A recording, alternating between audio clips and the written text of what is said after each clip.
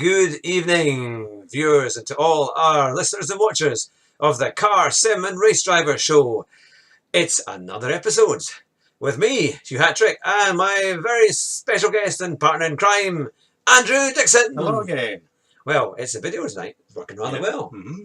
Now, it's been a couple of weeks since we've done our last one. We took the liberty of having the English holidays as well as the Scottish ones. But we've got lots of news to talk to you about tonight. Lots of exciting motor racing events coming up. Plus, we've got a review of recent events, recent motor racing events, and a little preview of the Canadian Grand Prix, because that is this Sunday. So get ready for the Car, Sim and Race Driver Show. You won't want to miss it.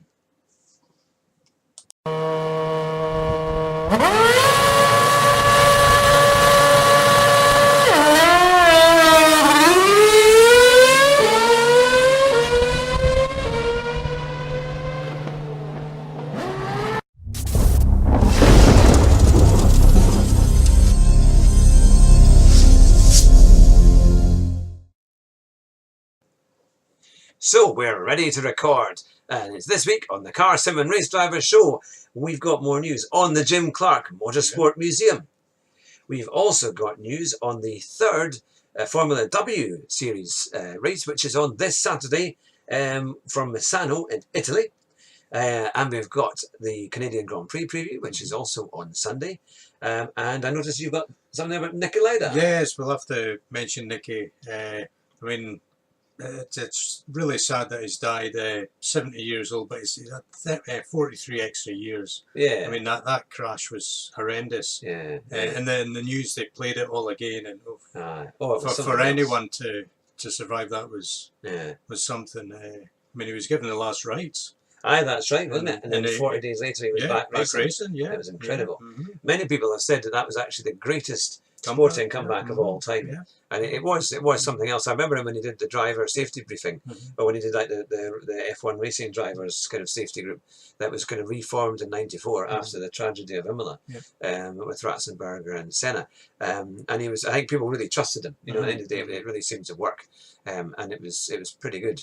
But so I mean, it's a tragic loss of another incredible motorsport legend. Really. We've had that. We've had Charlie Whiting earlier on. And you kind of wonder. I mean, I know that people like it wasn't Sterling Moss, but I mean, they are well in their 90s now. Yeah, Sterling has retired from public duties now. Yeah, it wouldn't surprise me. I mean, Murray Walker is 95, just isn't it? I mean, he's still going strong. Yeah. So it is amazing how many of them I've got. But I met Ben Smith from the Jim Clark Trust on Sunday at the Thurlestane Castle Classic Car Show. You may have seen some of my photos on Instagram. If you haven't, go to Hugh Hatrick on Instagram, to search Hugh Hatrick, and you'll find me there. And you can see all the photographs, and you can like and share, just like our YouTube channel and for our podcast. But it was very interesting because they are very keen to do a sim race with the Jim Clark name. So we'll keep you posted, because in the next couple of weeks, hopefully, we will have more information as to how it will come about. And you could be coming up to Duns to race against some of the top drivers in the world. People like Dario Franchitti. David Coulthard, hopefully. Yeah, Super GT. They all could be coming on the main launch, which will be the middle of August, for the Jim Clark room. So you've got a chance to drive against these kind of people in a fantastic, fun simulator race. So we will keep you posted. You can't get that anywhere else. Only on the Car, Sim and Race Driver Show. So let's get on with the latest news about the Jim Clark Motorsport Museum. The Motorsport Museum is opening to the public on the 11th of July. 5 weeks away now? Yeah, it's not far. That is coincidentally Jackie Stewart's 80th birthday. Wow. So I wonder if he's coming up then. Yeah. But I think he'll definitely be here for the big publicity launch in mid-August. Yeah. They're wanting a trench of drivers up for August. Yeah. I actually went to a talk by Kenny McLean, who is working with the new Jim Clark Museum, and it was really, really good, I have to say. They reckon that there will be a charge to get in. It's only going to be between £3 and £5, depending for adults and children. But that will last you for probably a year, so you'll be able to go back as many times as you want, and it will be. I mean, there's a huge amount of work that they've done. They now have the entire building and the garage next to it. And I think there's a kiddies play park going to be at the back as well. I think they were going to do something with that. So it is going to be definitely worth getting yourself up here to Duns to see. And we'll be right back. And it's over to Andrew for the Jim Clark Rally Have Your Say section. Yes, the rally is going to take place on the 8th and 9th of November, we hear, but the powers that be want to hear even more from you. I mean, earlier this year they wanted a vote on public road racing, but now I think they want more opinions. They love their opinions. Yes, they want all of you to just email them or phone them or write and say, the Scottish Government or something, is it? What? I'm not entirely sure. But the powers, if you just type in Jim Clark Rally, I'm sure there'll be links to it saying we want your opinion, and please give your opinion as to why we want closed road racing back in Britain. All right. Yeah. Oh, because it brings huge amounts of money to the borders, and it's great. It's great. I mean, it's because you get closer to the action. Yeah. It's a wonderful kind of carnival spirit in Duns when they have it in here. We have the fair as well, and it's just a brilliant event to come to. Because I passed the Langton Ford Splash the other day. I was at Gaventon. So. Aye. And I haven't been there for a few years. Yeah. I think they're going up to possibly Longformacus or Ellenford, I think. I think that's possibly another stage that they're going to do. So it is fantastic fun because they're incredibly fast and they race past on these tiny little roads. And it's brilliant, absolutely brilliant. So yeah, definitely. If you like things like Dirt Rally, why don't you come and see it for real? In November, 8th to 9th of November, you can come to the rally. And if you get to the right spots before the right time, or at the right time, you actually you normally get in for free. But always listen to the marshals this time. Of course, yeah, it's very, very important. Yeah. But yeah, so no, that is one of the things. So it's going to be the third round of the Formula W Championship. Now, you were a bit dubious before it started, weren't you, Hugh? I was. But you've seen the first two races. So and you give me a wig and I can win it. I'll claim that I'm a woman. And now you think it's okay now, which is good. Well, to be fair, I mean, Jamie Chadwick won the first one, and then I think was it the Dutch lady that won the second one? That really shows how good we know our names. But no, it's older. It was far closer, and it is actually quite reasonable. I mean, they weren't. I have to say there were quite a few shunts, and there are. Let's not go there, but there are a lot of areas where you can make some very good jokes. But no, the racing is actually very, very close. It's a lot of fun, and they're doing quite well. Yeah, well, I bet they'll try for a third different winner this weekend. Yeah, but we'll see that there's a few, well, maybe 4 or 5 drivers on the grid who could win it. Yeah, so. Misano, Italy will be a good racetrack. I mean, they're in pretty good cars. I mean, these Formula 3 cars are fast and you know, and it's and they just go for it. And in this series, they change cars. And is it drivers? They change engineers. Every race they have a different engineer. So it's a level playing field. Aye. You wonder if they all speak English, because I mean, because all of them are coming from different countries, isn't it? So it's going to be interesting to get the wrong mix. But no, that's 2:45 on Channel 4 this Saturday. Yeah, and it'll be live as well. Live, which is really, really good. So no, it's lots of fun, and I certainly think Jamie Chadwick is very, very good, and I think she stands a good chance of being right up there. And we'll hopefully see her at Silverstone in July. Yeah. More of that to come. More of that to come. Podcast, certainly. We'll have much more on that. Now remember, you can email us with your comments, whether they be good or whether they be even bad or worse. If you think it's terrible, let us know. If you think it's brilliant, let us know. The email is podcast@cardioadvisor.co.uk. They're our sponsor. So remember, you can go to the website, cardioadvisor.co.uk, and get fantastic deals on new cars, whether it be leasing or buying outright purchase. They're licensed credit brokers, and they can do all that for you. So remember to visit the website. You can also order your car rental. They're in over 53,000 locations. There is a link on the website at cardioadvisor.co.uk, and you can get your car rental at very competitive prices pretty much anywhere in the world. So that's enough for the sponsors from now on. Let's get back to the racing. We could do it with some Williams t-shirts, surely. And you've got your McLaren. I know, but I managed to dig this one out. Right. It's only that it fits me. And I've been going on my exercise bike, but it doesn't seem to be working. But there we are. Now, can you see in the background? Now, obviously for our listeners, you're going to be saying, I can't see anything because this is a video. This is a podcast. But if you look at the video as well, you will see we have some pictures on the wall. Can you recognise who they are? Now, at least, Andrew, you should know.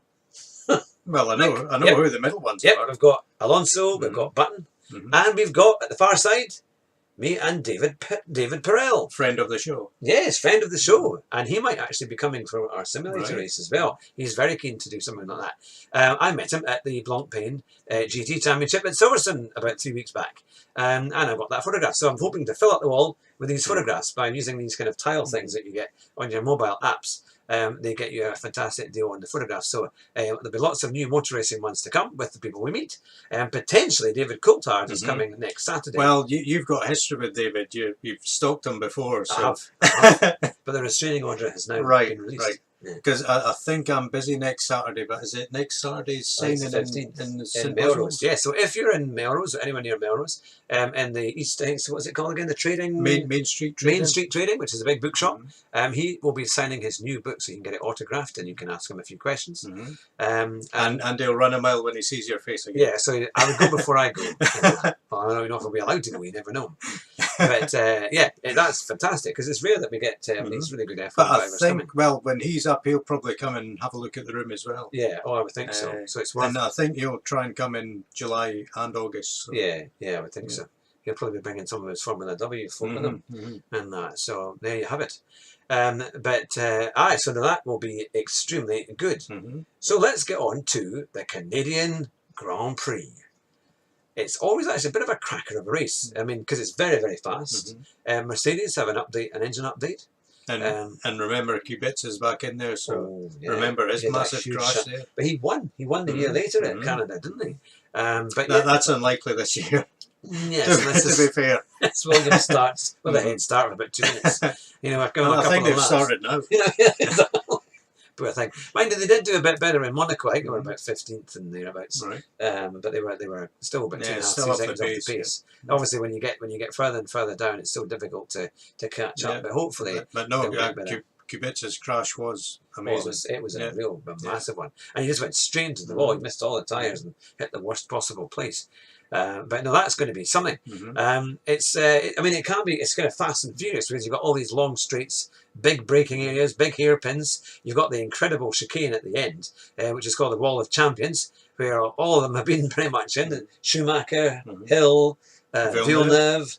I think they've all pretty much been in. I don't think Hamilton's been in there, to be fair. Did French not hit as well? There's a video you can see on YouTube that's got all the people who've hit the Wall of Champions. Well, I just hope the Hamilton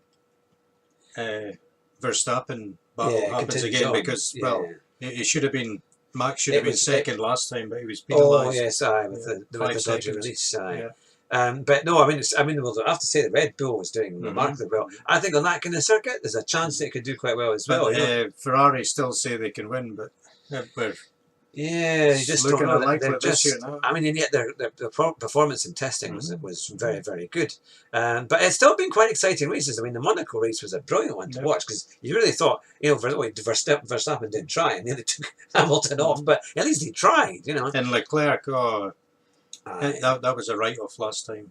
Now, maybe this will be interesting for our listeners and our viewers. What do you think of Charles Leclerc? Do you think maybe he's a little bit overrated? Maybe he's just risen to the top a little bit too quickly? Because I don't know, when I was listening to his interview about he was just going to go for it because he messed up the qualifying, and he was prepared to go for it, and he even said, even if I have an accident, I don't really care. It's like, I was just going to do it. I was going to go for it. I have to. But I just don't know. I mean, I think, obviously Verstappen in his first couple of years was quite out there, but and then he matured a bit after that. But I just don't know if Leclerc. I mean, obviously he's very, very quick in his Ferrari. He seems to have a bit more speed than Vettel. But I just wonder. I mean, is that the attitude you want? Oh, I don't care if I have an accident. I'm just going to go for it. I mean, it's still, even though the accidents are survivable now. That may not have been before. And it's, I mean, obviously you say he's no Senna, but Senna would have an accident with you. That's what Martin Brundle used to say, rather than let you pass, depending on the thing. But then he was Senna and had 10 years worth of experience and had and was highly, highly regarded as one of the best in the world. Leclerc has only just arrived, so to have that attitude now kind of makes me think, it's maybe not the best attitude you want, and it's going to be like somebody like Grosjean who causes huge accidents. If he's not careful, that's what could happen if he has that kind of attitude. Leclerc needs a good weekend this weekend. That's the thing. But because so Canada, it can be great fun. It's also one of these. It can be a very close track because it's very short. The distance between the cars are usually not that much. So the timing is much closer. The start's going to be crucial. Many times we've seen cars start from fourth on the grid and get up a couple of places and cause all sorts of trouble. There's also been huge pile-ups at the first couple of corners because it goes into a hairpin left and then a kind of hairpin, a sharp 90-degree left and then a hairpin right. So it's very exciting to watch. Now, the kick-off time. It's normally about 7 o'clock, isn't it? 6 or 7 o'clock, I think. I think the highlights. You get it on Sky. It's live on Sky. I'm sure the highlights are about 7 or 8 on Channel 4. So maybe it's about 4 or 5 o'clock then. I tell you what, we'll make sure that when we have it on YouTube, we will have the correct times for you, and I'll put that in the comments below. I'll make sure that that is in so that you know exactly when you need to be able to watch it. But I would recommend watching the Canadian Grand Prix this week because it's going to be fantastic. And remember, you can let us know who do you think is going to win. What do you think of the Canadian Grand Prix? What do you think of Formula One as it is? Do you think it's maybe plateaued a bit? I just don't. It's just not loud enough. It's still not loud enough. And then you really need to do something about the sound because it's just got this. The rev range is only like 11, 12,000. So it's just like before it was like 19. Just like Formula E, I think they're going to have a DJ standing here with a button of motor engine noises. Yeah, I mean, I wouldn't mind if Formula E had it because if it was, even if it was fake, but it sounded like a V10, you would watch it. Yeah. You would actually probably watch it because at least it sounds like something. Because honestly, we were watching a Pagani Zonda the other day at Monza on one of the YouTube videos, and it's using 3D binary microphones, which is basically like as a human being actually hears it. And Bose 19 is excellent, by the way. His channel is very, very good. And he does a lot of stuff from Monza, and this Pagani Zonda had his V12 Mercedes engine, and the noise was astonishing. But that's, people watch the motor racing because it's part of a show, and the noise has to be good, and we keep coming back to this because I still think, well, that's the elephant in the room. It's just not loud enough. I mean, we watched Formula Renault at Silverstone, and they were quiet because you don't expect them to be that loud because it's not such a big series. But the Blancpain GT Championship, that was loud. I mean, you had to kind of take a step back. Now, the fact is, we don't even know if that's as loud as F1. F1 might not be as loud as that now. So, yeah, they definitely, if anyone from F1 is watching, make the cars louder. Let's get a higher rev range and let's get these cars screaming because they sound really good when they get to the top end, but we need more of that. We need a much higher rev range to get them going, I reckon. And no doubt people will be saying, well, but the hybrids don't work. Well, I would say dump the hybrid. But, and all the rest of it. Let's burn some more fossil fuels. Yeah, we've got enough oil to last a few hundred years. But it is definitely missing something because when you get these V8 cars, if you go to Goodwood and places like that, I mean the V8 cars just are astonishingly good to listen to. You can listen to it all day long, and we need something like that to really kind of boost it. Maybe why can't they put a V8 hybrid? Well, that would be better. I mean, that's what they should have done. But I wonder because they are. I mean, I know they're trying to gain younger viewers, but I still think they're losing older folk and younger viewers because. It's just not, if it's got an amazing sound, it's like, watching a jet fighter. The new owners of Formula One are saying they're losing viewers because Channel 4's only got one live race this year. I don't have Sky, I've got Channel 4 and I want to see a live race. Yeah. And that's it. Are you getting the British Grand Prix? Is that going to be live? Yeah. So at least they're allowed to do that. That's at least something. I won't say any more, but fingers crossed. We might not have to watch it on telly. All right. The British Grand Prix. Oh, of course, yes, so that's right. Yes. But more in the future. We'll be handing out leaflets. Yep. I'll get my miniskirt ready. No, please don't. So it's going to be something. So there's masses of motorsport coming up. Obviously, the British Grand Prix is the 14th of July. And this week, well, have you been watching the Isle of Man? Isle of Man, somebody was killed, weren't they? On the first race. But John McGuinness is back. All right. He had a kind of victory parade last year, but he's back on the Norton this year. The Norton's got great history. Jimmy Guthrie from Hoyk. So John's there riding again. I think that could be today or tomorrow in the senior. So he's going to challenge Joey Dunlop's record. My goodness. Yeah. I mean, the thing is, it's so dangerous because if you come off, you land at somebody's house and then you're kind of through the conservatory and that's it. But no, I think people who will go and see it say it is spectacular with the speeds and everything else. Yeah, I think Peter Hickman last year was 135 miles an hour. Was that average? Goodness me. Yeah. That is something else. But so yeah, I know it's quite a thing. But we're always looking on the show for new things to talk about. For example, is there a particular race series that you would like to see covered? Because we'll do our best to try and cover it. And you can tell us what you think. Remember, you can email us at podcast@cardioadvisor.co.uk, and we'll do our best to completely ignore your emails. I'm only joking. No, of course, we'll always mention them. Oh, we should also mention that Simon Pagenaud won the Indy 500 as well. Oh, of course. Yeah. Yeah.